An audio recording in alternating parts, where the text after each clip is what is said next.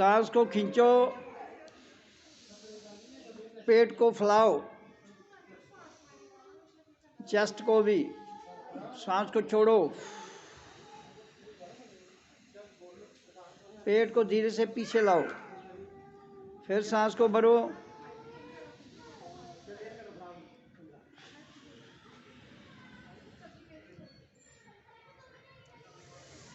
इससे हमारी जो कुंडलिनी शक्ति है, जो सुषुप्त फॉर्म में है, सोई हुई अवस्था में है, वो जागेगी।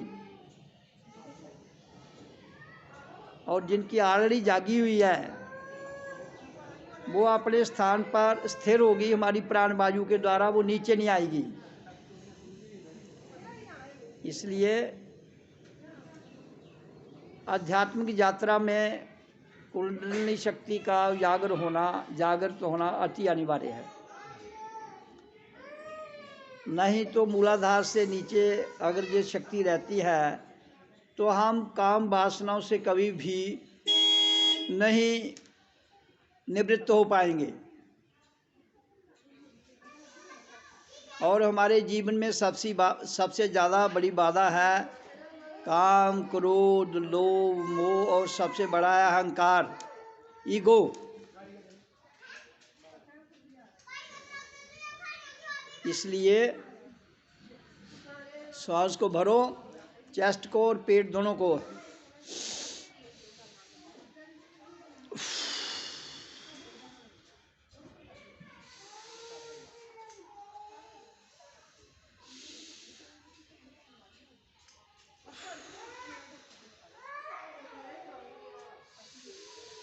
जब सांस छोड़नी है तो सांस को ही देखना है, लेनी है तो भी सांस को ही देखना है। उससे हमारा ध्यान इधर उधर डाइवर्ट नहीं होगा। सबसे जरूरी है हमारे ध्यान का केंद्रित रहना।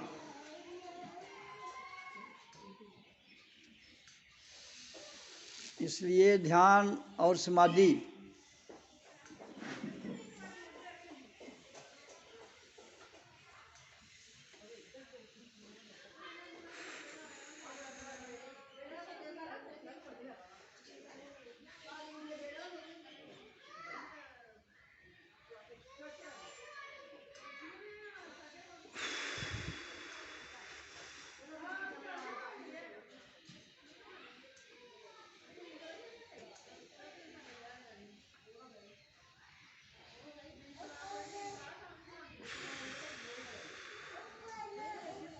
लंबा छोड़िए सांस को।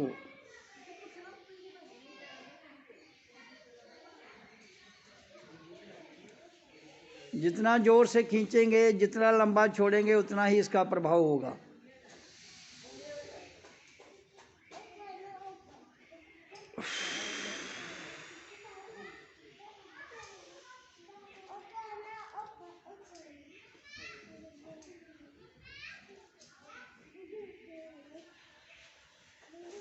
फिर भरिए सांस, पेट और चेस्ट को फैलाइए, छोड़िए।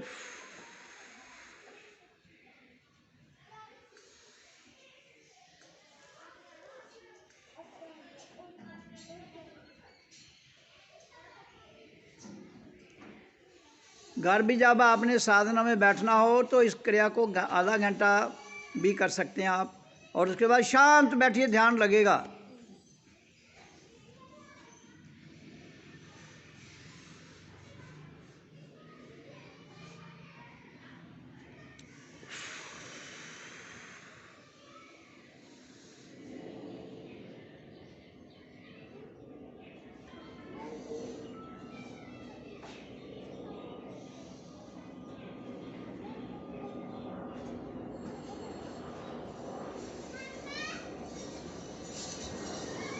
त्याग करने से नहीं होता है, खुद ही अंदर से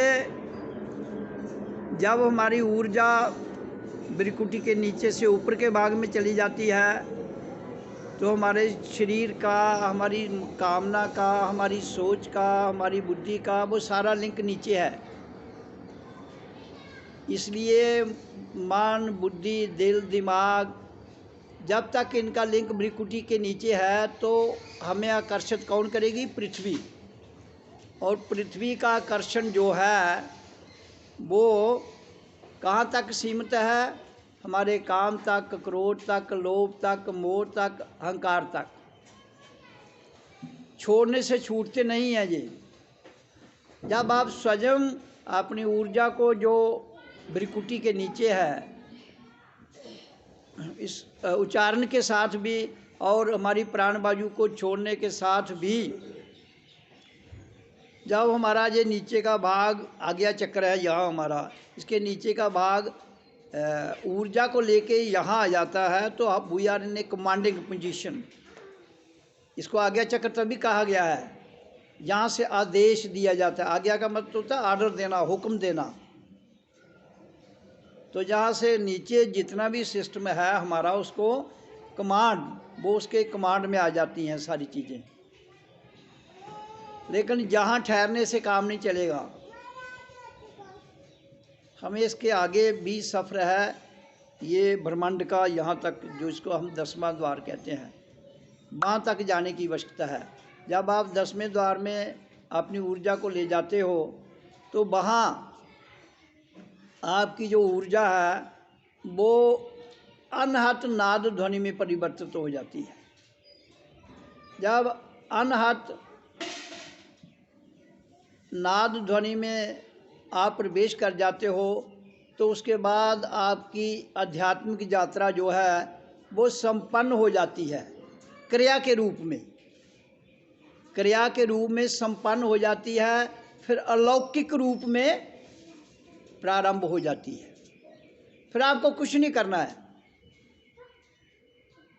आप जैसे ही बैठेंगे तो जो ध्वनि आ रही, अनाहत नाद ध्वनि जो आ रही है वो चल रही है, आप उससे जुड़ जाएंगे, अपने आप जुड़ जाएंगे। जब आप अपने आप उससे जुड़ जाएंगे और ध्वनि और प्रकाश ये फिर अलौकिक रूप में नियमित होकर चलते रहते हैं। तो समझो आपकी आध्यात्मिक यात्रा जो है अब किसके हवाले हो गई? Divine power. तो जब डिवाइन पावर के वो आपकी आध्यात्मिक यात्रा चली गई तो फिर आपको कुछ करने की ज़रूरत नहीं है, ना उच्चारण करने की ज़रूरत है, फिर प्राण वायु को भी छोड़ने लेने की ज़रूरत। आप शांत बैठिए, सिर्फ उस ध्वनि को सुनते रहिए जिसको वो आती है। आप जितने भी सत्संगी बैठे हैं, किनको वो सुनाई देती है, ये तो उन्हीं को पता होगा जिसको सुनाई देती है। हाँ, वो शेयर कर सकते हैं कि हमें सुनाई देती है। शुरू में उसका क्या है कि आती है, बंद भी हो जाती है, आती है, बंद हो जाती है। लेकिन जब हम 10वें द्वार में पहुंच जाते हैं फिर वो रेगुलर सुनाई देती रहती है। तो जब वो रेगुलर सुनाई देना शुरू करे, उसको सुनिए। खुद कोशिश नहीं करनी है आपने, स्वयं। तो फिर तब आपका धरती पर आने का जो मकसद है वो हल हो जाता है। अंत में चले जाते हैं, अनंत का तो कोई था नहीं है ना, लेकिन अध्यात्म यात्रा के अंत में चले जाएंगे आप 10वें द्वार में, जब प्रकाश और अनाहत साउंड जो ध्वनि है आपको सुनाई दे रही है। पहले तो हम करते थे क्रिया में, फिर वो अक्रिया भाव में चली जाती है, जिसको हम अकर्ता भाव कहते हैं। तो जो जितना भी हमारा प्रकृति का निजाम है, जहाँ तक हमारी ग्रेविटेशन है वहाँ तक चलाया जाता है, उसके बाद चलाया नहीं जाता है। आप किसी वस्तु को ग्रेविटेशन के आगे छोड़ दो, वो हवा में तैरती रहेगी, वो नीचे नहीं आ पाएगी। तो जहाँ तक अर्थ की ग्रेविटेशन है वहाँ तक वो चीज़ नीचे आ सकती है, उसके बाद वो स्वयं भी ऊपर रहेगी। जैसे चंद्रमा पर आप जाओ तो वहाँ जो धरती पर आप चलते हो वहाँ से 8 गुना ज़्यादा आप ऊपर उठ सकते हो, क्योंकि वहाँ पृथ्वी का ग्रेविटेशन नहीं है। तो वहाँ आपको कुछ करना नहीं है, आप खुद ही 8 गुना ज़्यादा उड़ोगे।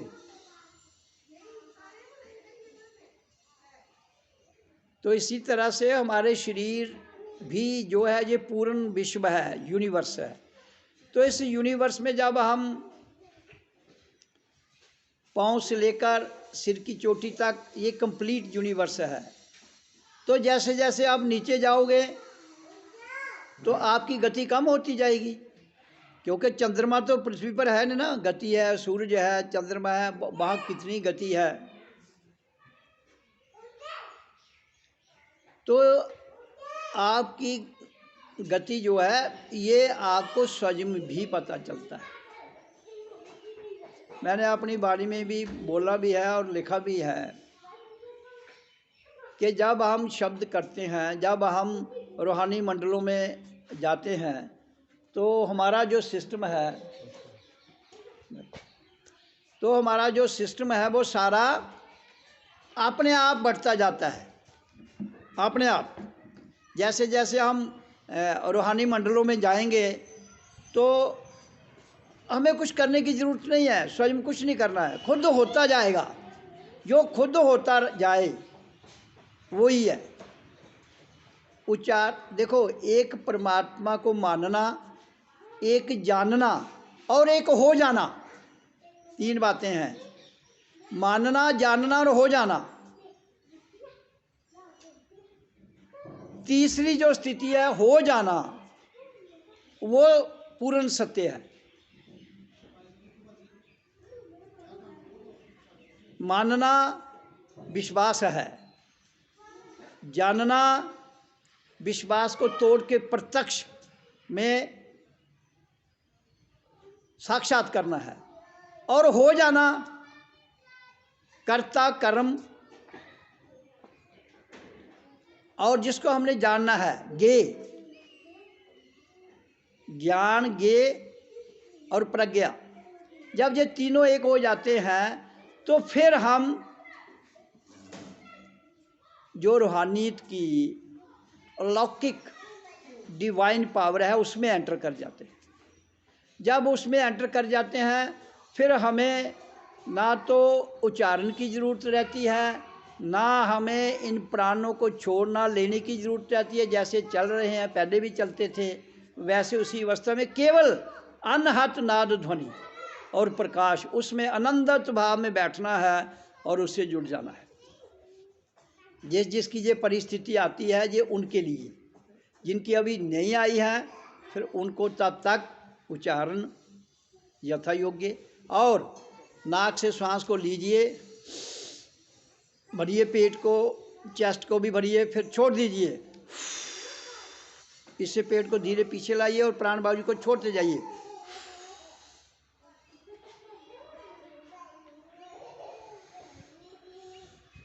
फिर खींचिए प्राण वायु को नाक के द्वारा,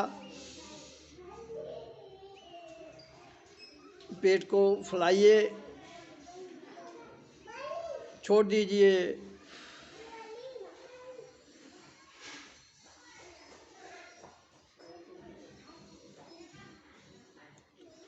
तो ऐसे ही जिनकी कुंडलनी शक्ति जागृत नहीं हुई है उनकी कुंडलनी शक्ति जागृत होगी, क्योंकि अगर जब तक कुंडलनी शक्ति जागृत ना हो तब तक हम पूर्ण सत्य को नहीं जान सकते। तो अब तकरीबन जितने भी सत्संगी हैं इनका काफ़ी पुराना अभ्यास है, तो जिसको तो ध्वनि सुनाई देती है तो उसको कुछ भी करने की आवश्यकता नहीं है। हाँ, जिसको कभी सुनाई देती है, कभी बंद होती है, उसको अभी अपने अभ्यास को कंटिन्यू रखना है, क्योंकि ये तब तक जब तक हम 10वें द्वार में जहाँ से ये आवाज़ आ रही है, तो जब हमारा लिंक वहाँ हो जाता है तो फिर हमें अपने आप में शांत भाव में बैठ के ध्वनि को सुनना है। कई बार अगर मान लो कि आपको सुनाई नहीं देती है रश में, भीड़ में, कोशिश कभी नहीं करना है उस मतलब अपने आप को खींच कर जोड़ने की ना, उससे दिक्कत होगी। अपनी लय में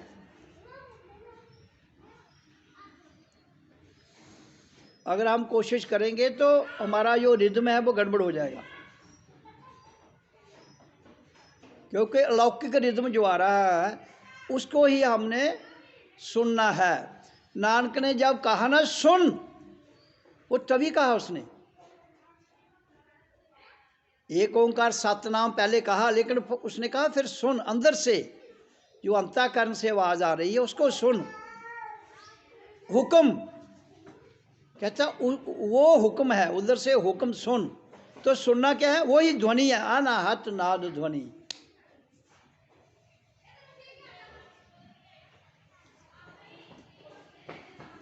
तो इसलिए जीवन जो है ये मिला है, जीने के लिए मिला है, सत्य मार्ग पर चलने के लिए मिला है, शांत भाव से, प्यार से, प्रेम पूर्वक जीने के लिए मिला है, जहाँ से कोई कुछ नहीं ले जाएगा, ना आज तक कोई लेके गया है। इसलिए जब तक हम ये ना जान पाए हु एम आई, मैं कौन हूँ, तब तक काम नहीं बनता है।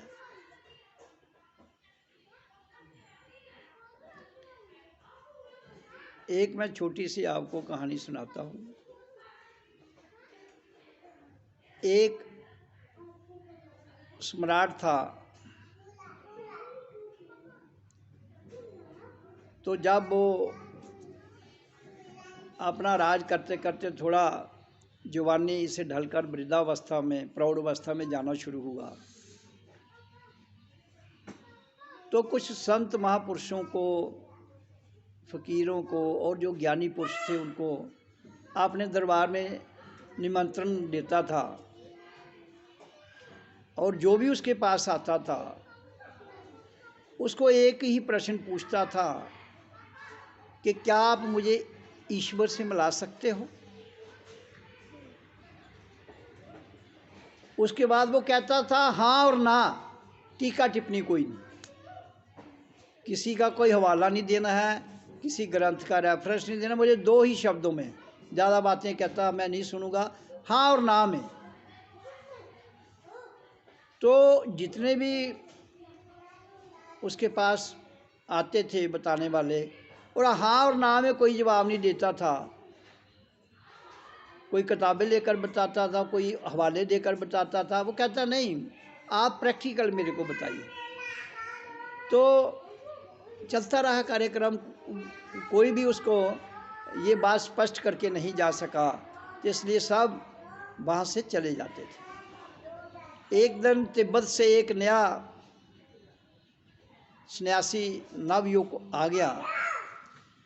उसने पूछा भाई किस लिए बुलाया। उसने राजा को कहा कि मुझे एक बात बताओ,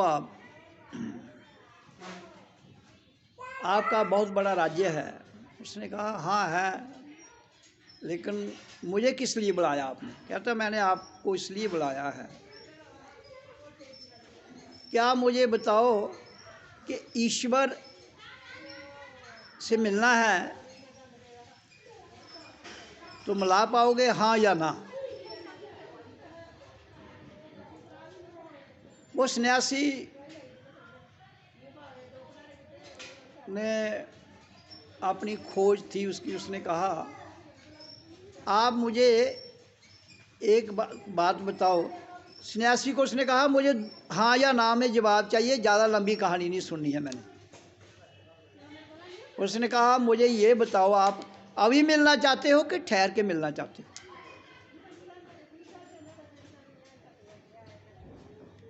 तो जब उसको सन्यासी ने पूछा कि अभी मिलना चाहते हो कि ठहर के मिलना चाहते हो, तो वो थोड़ा सा स्तब्ध रह गया, हैरान हो गया राजा, क्योंकि ऐसा उसको आज तक किसी ने नहीं कहा था। तो राजा सचो पंज में पड़ गया। उसने कहा हाँ मैं बताता हूँ। उसने कहा मुझे ज़्यादा कहानी भी नहीं सुननी है, आप अगर कहानी नहीं सुनना चाहते तो मैं भी कहानी सुनने नहीं आया हूँ, मुझे अभी जवाब चाहिए।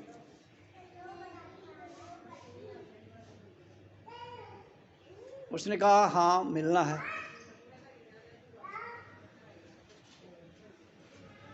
सन्यासी ने उसको कहा भाई राजा को, मैं तुम्हें ईश्वर से मिलाता हूँ, तो मुझे लिख के दो कि तुम्हारा परिचय क्या है, व्हाट इज़ योर इंट्रोडक्शन। आप किसी भी आदमी को मिलने के लिए कोई जाता है तो वो उसके पास आता है तो पूछते हैं तुम कौन हो, क्या हो, तो अब राजे ने सोचा कि मेरे पास भी बहुत से लोग मिलने आते हैं, बात तो ठीक है इसकी, मैं भी पूछता हूँ जो दरबारी हैं पे कौन आया, वो बताते हैं जी फलाना आदमी आया है, ये आया है, वो आया है। उसने कहा बात तो इसकी ठीक है। तो उसने लिखा, एक कागज़ कोरा दे दिया गया उसको, उसने लिखा मैं फलानी सल्तनत का सम्राट हूँ, मेरा इतनी संपत्ति है, मेरा इतना वो लंबा राज्य है, मेरा नाम ये है, ये सब पर्चा लिख के उसने वो उसको फ़कीर को जो सन्यासी था उसको दे दी। उसके साथ जब उसने दिया, सन्यासी ने पूछा ये आपका परिचय है? हाँ। तो कहने लगा आज तुम राजा हो, आज तुम राजा हो, तो कल को तुम अगर ये राज्य छीना जाता है आपका, आप भिखारी बन जाते हो, तो बताओ फिर क्या परिचय होगा आपका। तो ये जो परिचय आओ कैसा, हाँ हो सकता है, नहीं होगा तो कहता मैं आम आदमी हो जाऊंगा। तो उसने कहा फिर ये आपका जो परिचय है ये एसेंशियल लेना है, ये आप नहीं होना, ये कल को आप गरीब भी हो सकते हो और आज छीना जा सकता है,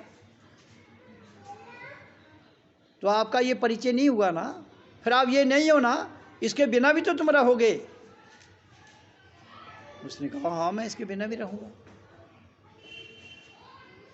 तो उसके बाद उसने कहा जो आपका नाम लिखा है नीचे, अगर कल इसकी ये आपका नाम भी हटा दिया जाए तो फिर क्या आप रहोगे? मैं फिर भी रहूँगा। अगर आज आपका ना आ है, कल बा हो जाए, परसों सा हो जाए, तो मैं तो फिर भी रहूँगा। तो उसने कहा फिर जो आपका ये नाम है ये भी तो आपका परिचय नहीं हुआ ना।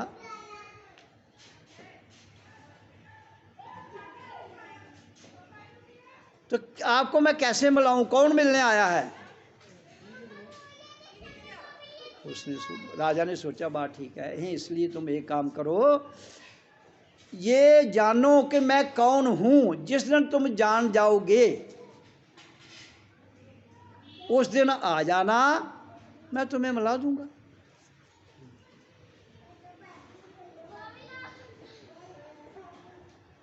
तो जहां मैं आपको ये स्पष्ट करना चाहता हूं कि जिस दिन किसी व्यक्ति को ये पता लग जाए कि मैं कौन हूं,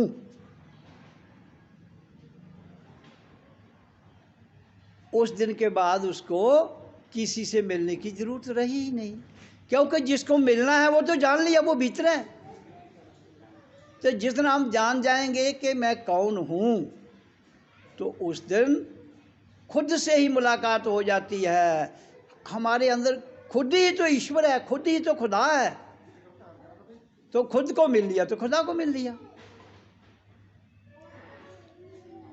तो इसलिए जब तक आप खुद को खुद से नहीं मिला लेते हो, कोई ईश्वर दूसरा नहीं है जिसको मिलना है। जहां दो का भाव होगा वहां द्वैत होगा, द्वैत, तो वो तो द्वैत से परे है। जो ऊर्जा, जो शक्ति द्वैत से परे है, वो ईश्वर है। अब उसने राजा को बताया कि हम अपने आप को जान कैसे सकते हैं, उसके कोई विधि तो होगी। तो राजा ने, उस फकीर ने कहा हाँ है। उसने कहा क्या विधि है? उसने कहा चलो मेरे साथ। और राजा के दरबार के साथ ही कुआं था, तो वो कुएं पर वो फकीर सन्यासी उसे ले गया। एक बाल्टी ले ली उसने, एक रस्सी ले ली और एक ड्रम ले लिया। वो ड्रम जो था उसका पेंदा नहीं था, दोनों साइड से वो खाली था, ऊपर जहाँ से डाली जाए चीज़ और नीचे भी उसको रोकने वाली चीज़ नहीं थी। तो वो सन्यासी बाल्टी निकालता है, ड्रम में डालता है।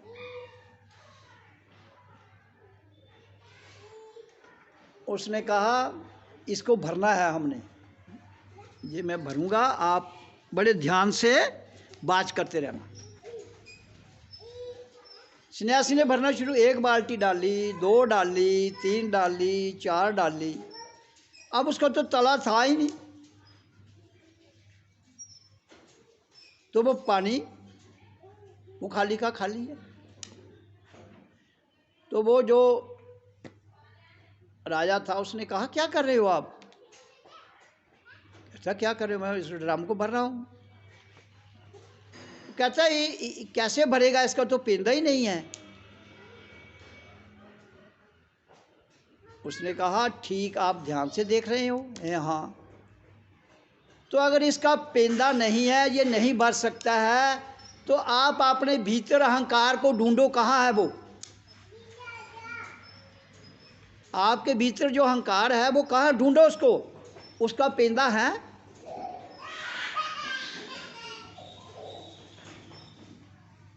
तो हर इंसान के अंदर अहंकार, ईगो, जो 5 चीज़ें हैं ना, काम, क्रोध, लोभ, मोह, अहंकार, सबसे ज़्यादा खतरनाक है ईगो, अहंकार।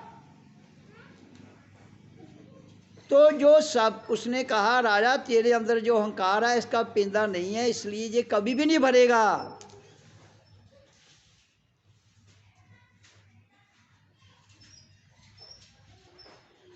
और फिर खाली कैसे करोगे? तुम इसे छोड़ कैसे पाओगे?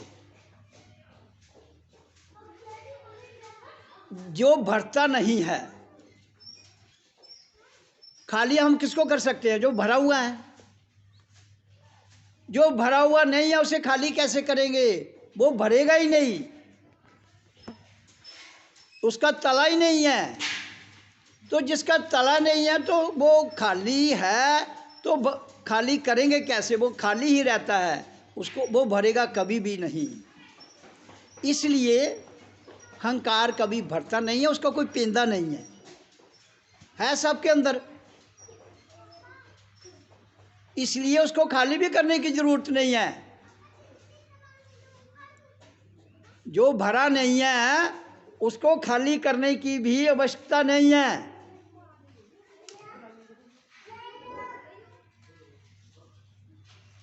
भर तो खाली उसे कर पाएंगे जो भरेगा, जो भरेगा नहीं उसको खाली क्या करेंगे, जो खाली है ऑलरेडी। इसलिए अहंकार का कोई तला ही नहीं है, उसको खाली करने की आवश्यकता नहीं है। हाँ, केवल हमने जो मैंने अभी आपको बताया, हमारे अहंकार की जो स्टेज है वो आज्ञा चक्र तक, ये इसका खालीपन हमें नीचे खींचता है। आकर्षण ब्रिकुटी में आज्ञा चक्र से ये नीचे को खींचता है। इसलिए मैं कहता हूँ कि अपनी ऊर्जा को इसके ऊपर 10वें द्वार में जहाँ अनहद नाद ध्वनि चलती है वहाँ ले जाओ। वो ले जाएंगे आप अपने अभ्यास से, अपने संसार की जो बातें हैं वो जैसे चल रही हैं, अपने आप को उनमें इन्वॉल्व ना कीजिए, तो आप पहुंच जाएंगे भजन के साथ।